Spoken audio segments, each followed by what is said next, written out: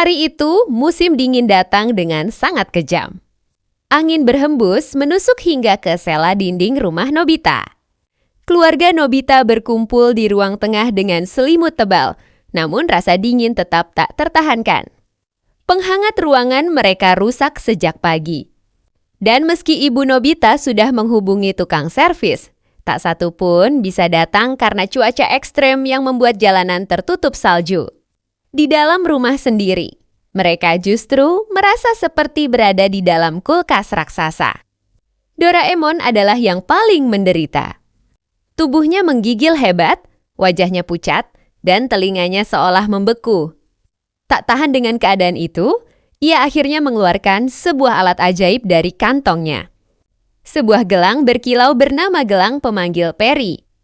Doraemon berkata bahwa alam selalu menyimpan kekuatan luar biasa, hanya saja manusia seringkali tidak bijak menggunakannya.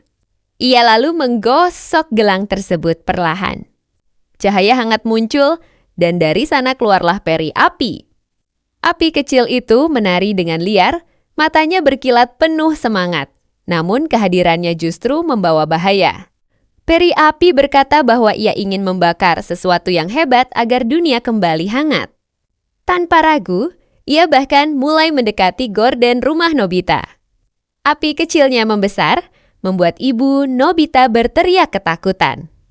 Menyadari kesalahannya, Doraemon segera bertindak dan menghilangkan peri api sebelum terjadi kebakaran besar.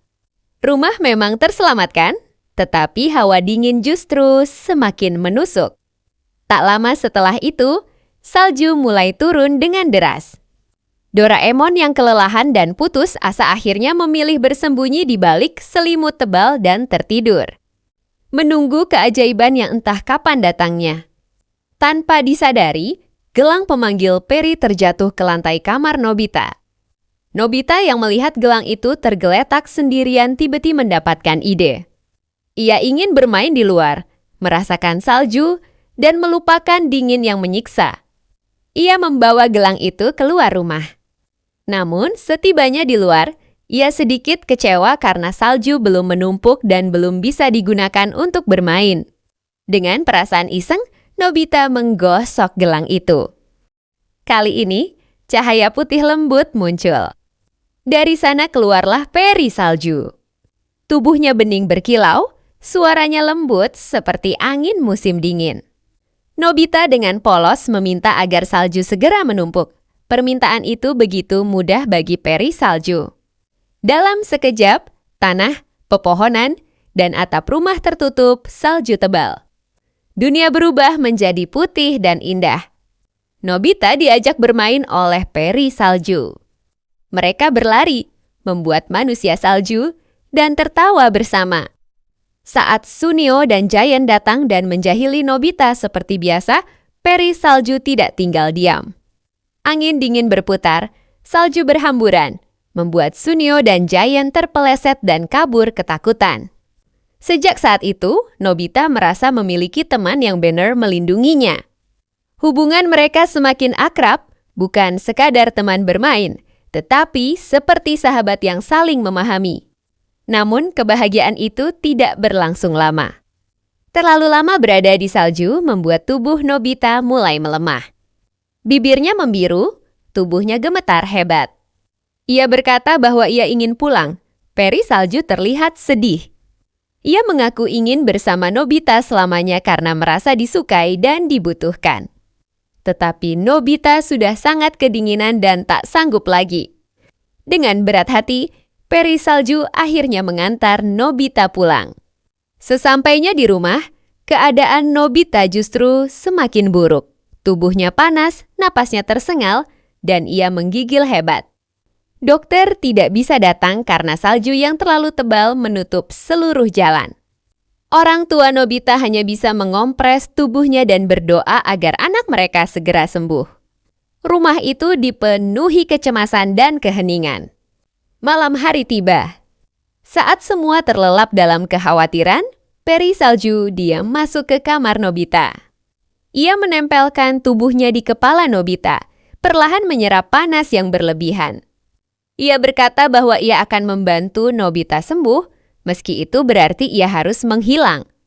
Peri salju menangis karena ia tahu kebersamaan mereka tak bisa selamanya. Namun ia juga menyadari bahwa salju memang ditakdirkan untuk mencair, digantikan oleh musim lain demi keseimbangan alam. Nobita yang setengah sadar tersenyum dan berkata bahwa ia sangat bahagia bisa bertemu peri salju. Kata-kata sederhana itu membuat peri salju merasa cukup. Ia pun rela pergi demi kesembuhan Nobita. Keesokan paginya, sebuah keajaiban terjadi. Salju yang semalam menumpuk tebal lenyap begitu saja, digantikan oleh hangatnya musim semi. Orang-orang terheran-heran karena perubahan itu terjadi terlalu cepat dan hampir mustahil. Di sisi lain, Nobita terbangun dengan kondisi yang jauh lebih baik. Demamnya turun, tubuhnya kembali hangat. Namun di balik kesembuhan itu, ada kesedihan yang tertinggal. Nobita berdiri di luar rumah, memandangi sisa salju yang mencair. Ia merasakan kehilangan yang mendalam, seolah sebagian hatinya ikut pergi bersama peri salju. Ia menyadari bahwa tidak semua pertemuan ditakdirkan untuk selamanya. Dan tidak semua kebahagiaan bisa dimiliki terus-menerus. Sejak hari itu, Nobita belajar bahwa mencintai tidak selalu berarti memiliki. Terkadang, cinta justru berarti merelakan. Seperti musim yang silih berganti, hidup pun mengajarkan bahwa setiap kebahagiaan memiliki waktunya sendiri. Dan meski peri salju telah pergi, kenangannya akan selalu hidup di hati Nobita. Menghangatkannya lebih dari api manapun yang pernah ada.